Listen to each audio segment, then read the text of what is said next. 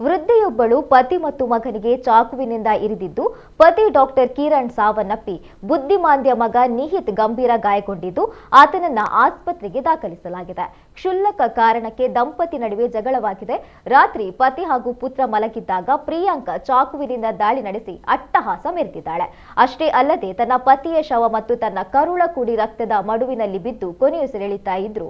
ಈ ರಾಕ್ಷಸಿ ಮಾತ್ರ ಅದನ್ನ ಗಮನಿಸದೆ ಬೆಡ್ ಮೇಲೆ ಕುಳಿತು ಮೊಬೈಲ್ ನೋಡ್ತಾ ಇದ್ಲು. ಸಂಬಂಧಿಕರು ಕರೆ ಮಾಡಿದ್ರೂ ಕರೆ ಸ್ವೀಕರಿಸಲಿಲ್ಲ. ಇದರಿಂದ ಸಂಶಯಗೊಂಡ ಸಂಬಂಧಿಕರು ಪೊಲೀಸರಿಗೆ ಮಾಹಿತಿಯನ್ನು ನೀಡಿದ್ದಾರೆ. ರಕ್ತದ ಮಡುವಿನಲ್ಲಿ ಇಂಜೆಕ್ಷನ್, ವಿವಿಧ ಔಷಧಿಗಳು ಕೂಡ ಪತ್ತೆಯಾಗಿದೆ.